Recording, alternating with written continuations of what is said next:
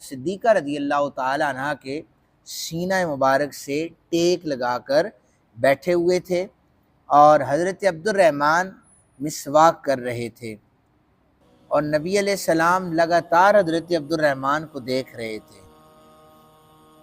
اور حضرت عبد الرحمن نے پھر اس مسواک میں سے اوپر والا حصہ کاٹ کر اسے نرم کر کے نبی علیہ السلام کو دیا، تو نبی علیہ السلام نے پھر خوب اپنے دانتوں میں وہ مسواک پھیرنا شروع کر دیا۔ اتنے عمدہ طریقے سے سیدہ فرماتی ہیں کہ میں نے کبھی بھی نبی علیہ السلام کو اس طرح مسواک کرتے ہوئے نہیں دیکھا تھا۔ بس جب آپ مسواک سے فارغ ہو گئے تو آپ نے اپنا ہاتھ اوپر اٹھایا اور الرفیق الاعلیٰ یہ جملہ کہا اور اپنی جان آفری کے سپرد کر دی۔ ام المومنین رضی اللہ تعالیٰ عنہ بیان فرماتی ہیں جب حضور کی وفات ہوئی تو نبی علیہ السلام کا سر مبارک جو ہے ام المومنین کی اس جگہ پر ایسے ٹیک لگا کر نبی علیہ السلام ام المومنین کے ساتھ بیٹھے ہوئے تھے، اس وقت آپ کا وصال ہوا۔ دوسری حدیث مبارکہ ہے حضرت عائشہ صدیقہ رضی اللہ تعالیٰ عنہ بیان فرماتی ہیں کہ جب نبی علیہ السلام کا مرض شدید ہو گیا، آپ نے اپنی ازواج سے اجازت طلب کی کہ بیماری کے ایام ہیں تو ہر ایک کے گھر میں جانا تھوڑا سا دشوار ہے، تو اگر مجھے اجازت دیں تو میں یہ جو بیماری کے ایام ہیں میں عائشہ کے پاس گزار لوں۔ تمام ازواج نے اجازت دے دی کہ ہم اپنی اپنی باری قربان کرتی ہیں اور آپ ام المومنین حضرت عائشہ صدیقہ رضی اللہ تعالیٰ عنہ کے پاس ہی وقت گزاریں۔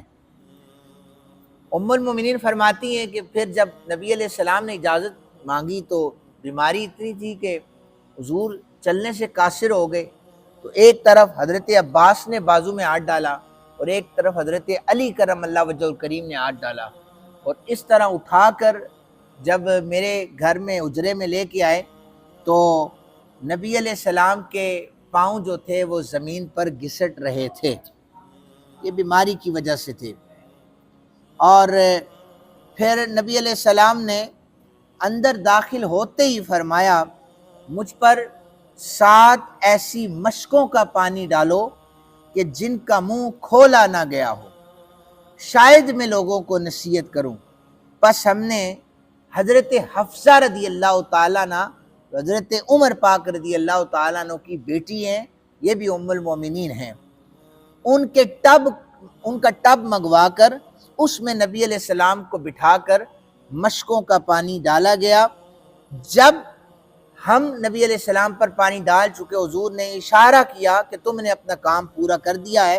اس کے بعد نبی علیہ السلام اٹھے اور آپ نے جا کر لوگوں کو واعظ بھی فرمایا، نماز بھی پڑھائی اور خطبہ بھی ارشاد فرمایا۔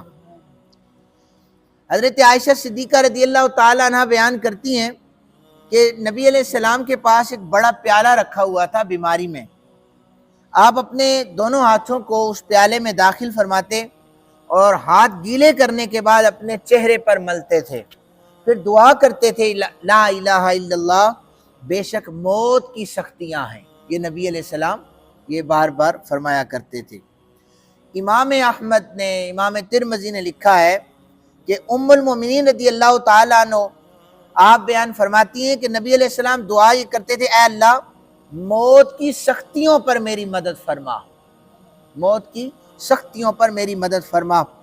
اور ام المومنین کہتی ہیں کہ جو درد میں نے سرکار دو عالم صلی اللہ علیہ وسلم کا دیکھا ہے، اتنی شدت سے میں نے کبھی کسی کا درد نہیں دیکھا۔ اور پھر ابن مسعود کہتے ہیں، اور مسند ابی یعلا میں یہ حدیث پاک موجود ہے، نبی علیہ السلام نے فرمایا ہم گروہ انبیاء پر دگنی مصیبت آتی ہے اس لیے کہ اللہ اجر بھی دگنا عطا فرماتا ہے۔ اور آپ پھر بھی دیکھیں کہ پھر بھی نبی علیہ السلام نے حضرت اسرائیل سے ایک دن پوچھا تھا کتنی سختی ہے، موت کیسے، روح کیسے قبض کرتے ہو؟ تو حضرت اسرائیل نے بتایا تھا ایک ریشم کے کپڑے کو کانٹوں پر پھینک کے کھینچا تھا اور اس کے جو دھاگے تھے وہ ادڑ چکے تھے، اس طرح ہم روح نکالتے ہیں۔ نبی علیہ السلام نے فرمایا کہ ساری تکلیفیں مجھے دے دو، میرے امتی کو کوئی تکلیف نہ ہو۔ یہ وہ نبی آپ سے وفا، جس سے مطلب آپ نے جن کا کلمہ پڑھا ہے، وہ اتنا فکر مند ہے آپ کے لیے کہ ساری تکلیفیں اپنے اوپر برداشت کر رہے ہیں، آپ کو تکلیف نہ ہو، امتیوں کو تکلیف نہ ہو۔ اور آج امتی نبی علیہ السلام سے کتنی وفا کر رہا ہے یہ آپ سارے جانتے ہیں۔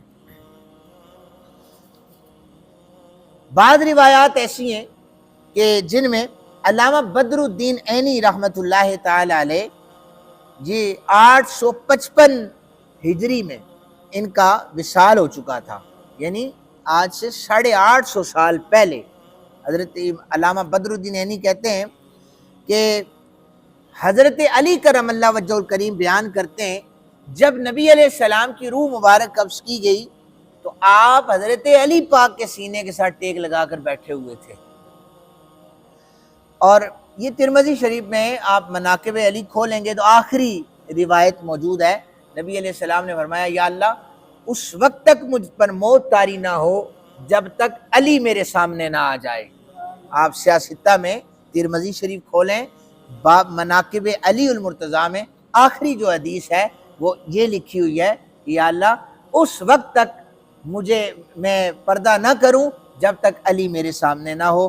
میں ریفرنس دے رہا ہوں چونکہ ہمارے لوگوں کو جب اہل بیت کا یا ذکر کرے تو انہیں ریفرنس ضرورت پڑ جاتا ہے، ویسے کوئی ریفرنس کی انہیں ضرورت نہیں پڑتی۔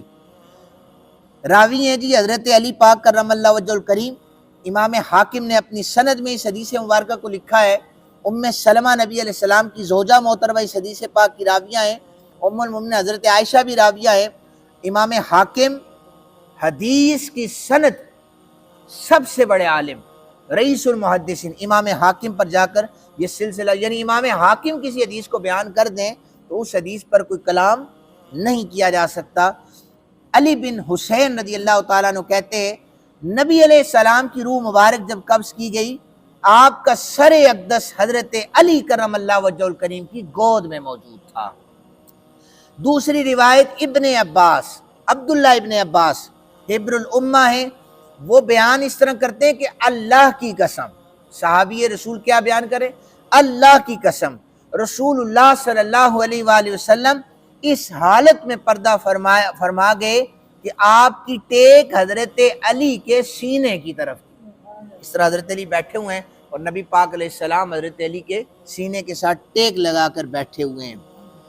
پھر جب آپ فوت ہو چکے تو حضرت ابن عباس کہتے ہیں کہ حضرت علی پاک نے، حضرت فضل نے آپ کو غسل دیا۔ حضرت عباس نے کہا کہ میں اس موقع پر حاضر نہیں ہو سکتا، مجھے حیا آتی ہے کہ نبی علیہ السلام کو بے لباس دیکھوں۔ غسل دینے کی کیفیت سن لیجئے۔ ام المومنین بیان کرتی ہیں جب صحابہ کرام نے نبی علیہ السلام کو غسل دینے کا ارادہ کیا تو آپس میں اختلاف ہو گیا، بس انہوں نے کہا کہ اللہ کی قسم ہم نہیں جانتے کہ اب کیا کریں، ہم نہیں جانتے کہ اب کیا کریں، کیا ہم نبی علیہ السلام کا لباس اتار دیں جس طرح باقی مردوں کا لباس اتارتے ہیں؟ تو نبی علیہ السلام کا جسم مبارک موجود ہے تو کہا کہ یہ بھی پردہ فرما گئے، تو جس طرح باقی لوگ چلے جاتے ہیں ان کا لباس اتارتے ہیں، کیا نبی علیہ السلام کا لباس بھی اتاریں؟ اس پر اختلاف ہو گیا۔ المستدرک میں اور دلائل النبوہ، یہ دونوں اتھینٹک کتابیں اہل سنت کی احادیث کی، ان میں لکھا ہے کہ اللہ تعالیٰ نے ان پر جو نبی علیہ السلام کو غسل کروا رہے تھے نیند کا غلبہ طاری کر دیا۔ یہ نیند کا غلبہ جو طاری ہوا تو باہر سے ایک آواز آئی کہ خبردار نبی علیہ السلام کے کپڑے مت اتارے جائیں، ان کے اوپر سے غسل کروایا جائے۔